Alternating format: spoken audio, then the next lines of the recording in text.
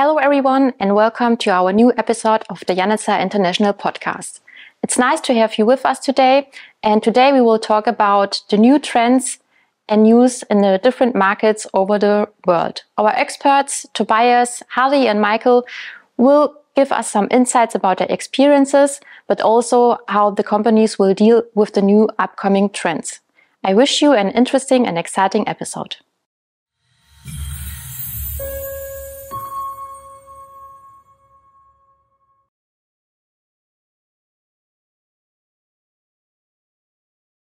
Hello, everyone, and welcome to our international podcast. The topic for today is energy management in global market trends and the news we're having. Today, I would like to very welcome two of my colleagues, Mr. Harry Balla from India, Janitza, India, and Mr. Michael Da Costa from Australia. Both of them are our country managers, and we have today the pleasure to talk about the open trends and the market views in their countries. In that case, I would like to ask you in the first round, how long you already work in the metering business, Michael? Oh, well, probably about 17 years now. Wow. With the Janitza product, 5 years, building solutions, yes. Myself, for the last 30 years, I'm in the same field of metering. And with Janitza, for the last 7 years, I'm with Janitza, right, working in Middle East and now in India. Very good. So we see we have today some quite good competences and long-term users and experiences. Yeah, that brings us already to the first question. What market trends do you see in your respective countries? It's a good question. We can always talk about energy management, but if you look at the snapshot of just the last 5 years, one thing is saving energy, and it's great. Everyone knows kilowatts, get it down, let's save energy. But when you start talking about smart cities, smart buildings, sustainability, really your carbon footprint, then we're talking about a trend that could be exponential over the next few years again. So I would say that's probably the main focus today in Australia. Right. Yeah. Harry? In India, India is racing towards carbon neutrality somewhere around 2070. That's the target. Oh. A lot of industries are going towards carbon neutrality. They wanted to reduce their carbon footprints. Further, they also wanted to reduce their energy cost thereby, because the cost of energy is also increasing day by day. Right. So there is a lot of potential and opportunities exist in the field of energy management and energy savings. Yeah. I see. Okay.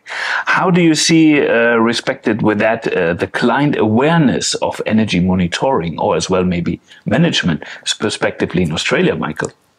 It's really depending how you talk about awareness. It's probably the best way. I would love to say everybody's aware, but then everyone would have an energy meter, right? Correct. So it's crazy to think today that people aren't aware. And if we aren't aware, then okay, how do we change this mentality? But if I say, look at the snapshot of an awareness, and when I spoke about growth a second ago, then we look at energy savings, but I have to tie into that asset management. Because when COVID hit, we all said, how do we make these assets sustainable? And we couldn't get to them, right? So how do we keep it running longer, right? So one was saving energies, but then it's also asset management. So I would say that awareness is really growing. Ari, in your place where probably... Everywhere customer, whatever they are buying as energy, they wanted to completely use it. So there is a lot of data required by the customer. And when the data is tagged, then it becomes an information for them. Right. When the information is properly utilized with their existing situations and environment, then it becomes a knowledge for them. So the data, energy data given simply is not only a small information, then it gets into a knowledge. And then if that knowledge is imparted, then it becomes a wisdom for them as well. I see. So quite a lot of seriousness is given by the customers and consumers to have their energy managed properly. So that's what happens for them. All right. It's interesting you say that, because there's an application we did a little while ago where originally it was just a warehouse. I thought, clients doing some metering for a warehouse. Yeah. Until I found out the network operator is saying, hang on, with the equipment you're putting in this warehouse, so it's a smart logistics warehouse, robots now, conveyor belts, controlling HVAC. So you can imagine it went from an energy conversation, but you just touched on it a second ago, because then the utility said, well, how do I stop you from creating noise harmonics on my network? So we had to change it. It became a team within a team. The energy team said, yes, we need to measure kilowatts and give us all that data. But then there was a power quality team and said, oh, hang on, this is what's going to happen if we create this noise on the network. So then we created a Janitza solution and put a smart energy meter. We call it power quality, right? So we put a power quality meter in, which then led downstream to other switchboards, putting different power quality meters in. We saved energy, but the underlying fact was when the voltage was interrupted with these machines running up and down, the conveyor belts would overshoot. Now, can you imagine these robots all running around, yet you box it up and you go to put it on a truck and it overshoots. Right. So it's interesting. In fact, we have a very similar experience with our one of our customer. They had a problem of a textile machinery suddenly stopping due to some electrical interruptions. Nevertheless, they were not able to find out what exactly is happening in their system. So when they came to us, and then we gave up with a solution to monitor first what exactly is happening. So everywhere monitoring starts first. Right. And when they start monitoring, then we got into an exact trouble. We had a list of issues which comes out from the network side. And then that it was reported back to the utility. And utility was able to give a solution for that problem. So, which implies that if a customer is able to tell these utilities what exactly is the problems in the quality of the power, what they get, utility will be able to give them a solution to it. That was a very interesting case study what you had. That's very interesting. We've never had this conversation, so that's interesting, right? You asked us about trends and we talk energy management, but it's interesting. We always finish off talking power quality. True point. How's that? Power quality has close association with energy management. True. So if your power quality is better, you can also say manage energy better. That's the way I would put it. That's actually how we explain one of our benefits already. So quite interesting point. Yeah. So reminds me also to one of your projects you mentioned it. There was also the client later on wants to integrate some renewable package to the logistics center, as far as I know. And yes, you helped me with this. So that same company, we've now done 3, if not 4, smart logistics warehouses. Right. And that's right. They put a large solar system in. And again, when the power quality guys were looking at the voltage, they said, there's no way our inverters are going to synchronize with this. Originally, it didn't. So we had to then measure at a lower level from where the motors and everything, where these noises were coming from. So again, this is the energy team, but they had to look at the quality of energy, the quality of power, right? And that's how we mitigated it. So, that's how we measured it. And then they mitigated it. Sometimes we just use an isolation transformer, but then we could get the solar connected. I see, and so they're copying this solution now. So again, saving energy, but talking power quality. Right. That reminds me to one of the points, let's say how, you mentioned it shortly, Harry, how we have in our daily business a political influence in some points. See, politics provides us a direction most of the time, or the governments provides us the direction of how we have to go. So in India, we are all looking towards a clean power supply from the grid. So the CEA, Central Electricity Authority in India, has placed in regulations in various states to ensure that we will all follow, at least the high voltage consumers will follow IEEE 509 compliances or 509 standards.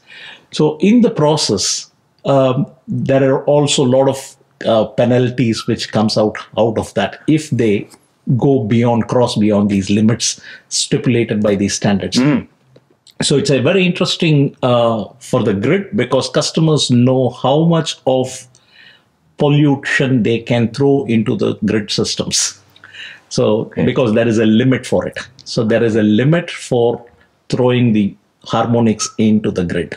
So set by the standards. So people are very clearly knowing, and they can mitigate the harmonics within their network safely. Interesting. Douglas, I know Australia is a country which always is in sustainability and protection for the environment. Yes. Is there any modern trend standard coming there? Oh, look, biased opinion, but I love what our government bodies do. And it's not just political. We always think political government, but our governing bodies, when we talk about Neighbours and Green Star and these initiatives, right? It's fantastic. We're looking at the built environment. And if we were to look at a building, let's say this warehouse or a commercial building, we would give it a star rating. And there's a lot of work in the background with consulting engineers and stuff, but we look at our footprint, so the net lettable area, and then we can really see how much energy we're using in a per square meter base, right? Right. It's interesting you mentioned IEEE 519 because that same project, again, the energy guys had to learn to use the power quality reports built in GridViz. So again, when we look at a political point of view, yes, government's one, but when you're connecting to the grid, you've got a energy operator, also political point of view. Right. You don't do this, or you need to mitigate on this because this is what's going to happen on our network. Right. So it's political from different bodies. But I have a very biased opinion. I love what the government's doing. I love just the talks in general in Australia. It's all about sustainability, right? And if we can get that footprint down, bonus for everybody. You mentioned a regulation called Neighbours. What's some infos about that? Yeah, it looks at the built environment. So it's a star rating. And the best way to put it, people look at a fridge or a washing machine and you see a star rating on it, right? These A, B, C, D, E. We have in Germany, same one. Yeah. Okay. So now let's say we're looking at an existing building that we want to make efficient. Yeah. It would have a star rating on it. It's based on a net lettable area, but to summarise it, if you and I were looking at a floor space for the new Janitza Australia office, right? Right. And on that sign, there'll be a neighbours rating that might say 2.5 stars. But the office next door might say 5 stars. So even if someone doesn't understand energy management, sustainability, lowering your overheads, you just compare the stars. The higher the stars, the more efficient that building is. And it's not just energy. It looks at water, it looks at environmental impact. So if you and I want to talk about sustainability of our business, and we really want to promote that, right? Of course, I'm going to take the 5-star building. So of course, it's such a simple way of looking at things. Good. So it brings me also to another point. How does the Janitza solution support the electrical industries in the various places? So also in yours then? I'd assume Hari's market's the same, but we've got electrical contractors, very intelligent people, switchboard builders, very intelligent people, but they can't. It's not there for them to understand the difference between meters. Because if we just had an energy meter, brand A, and an energy meter from Janitza, it's just looking at energy. But when you look at our product, I try to explain to the board builders and contractors, today we want to measure energy. And the same example we did before, we want to measure energy, but there's a power quality component that's also affecting your energy consumption. So Janitza generally, products, the end result, we sell product, great, everyone sells something. But if we educate them and we try and work hand in hand, this is for years we've done this, work hand in hand, educating them. If they could understand the losses in current from a harmonic current, that affects energy. It even affects your transformer. So soon we'll have electric cars connected, charging stations in all buildings, right? If we want our transformer to be efficient, we need more power. We can't just keep taking it from the grid. But by metering it, energy, monitoring it as well through power quality, this is what we're talking about. This is where these smart electricians, smart switchboard builders, they step up, and together we support each other. Interesting. And usually in electricity, it's not one parameter. Unlike a normal flow of water or something, electricity has quite a few parameters to monitor and manage. Correct. When we say energy, we only talk about electrical energy, kWh, but it's not that. It's a whole gamut of parameters which needs to be monitored. Further, every location, maybe a VFD or a motor connected to it, or in the incomers, or in the transformers, or in the HV side. So we cannot use the same kind of electrical parameters, getting the same electrical parameters from all through your network. Right. It should be differentiated according to the location, according to the loads, and then according to the zones within your electrical network. Right. Yeah. So we have to have quite a lot of information depending on the locations and in the network. And then we collect all these information and then put it in and tag them accordingly so that you get a complete information of your system. I see. So that's how, and in that sense, we at Janitza are providing a beautiful devices which can provide a complete system for them, a monitoring section on all electrical parameters, whatever they want at whatever the location they require. So that gives us a very good overview of how the energy is consumed, and thereby we can go in for the next steps of managing it better. All right, I had a question for both of you then. Talk next steps. What does 10 years of metering from now look like? Where do you think next year, year after? What do you think it's going to look like? I think there will be a lot of data which is required for the people to use. There will be AIs coming into play where these data would be used. We would be able to take signatures from all these loads and then create a proper AI into it. And every place, because it's very, very difficult to have an AI immediately, because there is a consumption pattern for every loads what they have in the industries. So those patterns needs to be analyzed and signaturized, and then they will be properly presented through AIs and something. AI could be a future for energy management so that people can guide and people can be guided on how these energy managements can go. Yeah, so absolutely. It's the same point. So on that side, I'm also looking for something in the AI will lead us to something. And even at Janitza, we also have to think about that, how we can integrate it either in the product lines or at additional services. Meanwhile, on that side. In general, I would say it's more leading that the people will look for more accurate meter classes instead of the very basic units, which is also hopefully leading to more success on our side. Why that? Because it has been shown by many of our customers who have very old or cheaper systems, and they fail after a while. They lost everything. They lost the data. They lost the transparency, and they might be not doing the same mistake again in some place. And so, that's a good point. We didn't even touch on that, right? Because you said 30 years of metering. I'm going on 17, if not 18 years now.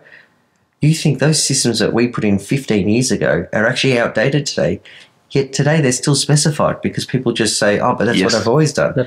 So it's a really good point. So I might ask the same question to myself then. So if I look at then 10 years, if you look back 10 years and now look forward 10 years, the accelerated learning, AI is great, but the knowledge is because we're all putting knowledge into a database. Could you imagine if we can, all the reports we've analysed over the years in energy consumption, carbon neutral, obviously power quality, you and I could probably talk all day about power quality. So you think if we can put that into a knowledge base today, and that's just year one, right? In 10 years' time, could you imagine the shared knowledge we could have? It's not products, it's the shared knowledge. If we got on board, you asked me one of your questions earlier about the market and the awareness. Well, if they're aware today where 10 years could be from now, imagine they said, okay, let's commit to a Janitza solution. Having that data from today, how cool would it look like in 10 years' time? Correct, That's right. It's very interesting, So on that side, very good. Let's say we learned a lot today, and let's say I thank you both for coming to our first international one. And let's say, hope we will continue on many of them. We learned a few points that metering of energy or measuring of energy is not always monitoring. And there's a difference in energy management, so differentiate in some places. We have seen that influences can be done by political or by market trends on that side. So it will definitely guide us for the next sessions into that. So once again, I thank you both. And this was great. Pleasure to speak with you. Thank you for it. Thank you for inviting us, and we will do great with our Janitza devices. Thank you very much. Okay. Many thanks to Tobias, Harry and Michael for the exciting insights. You are welcome to visit our website at janitza.com. We look forward to seeing you again next time. Thank you for joining us.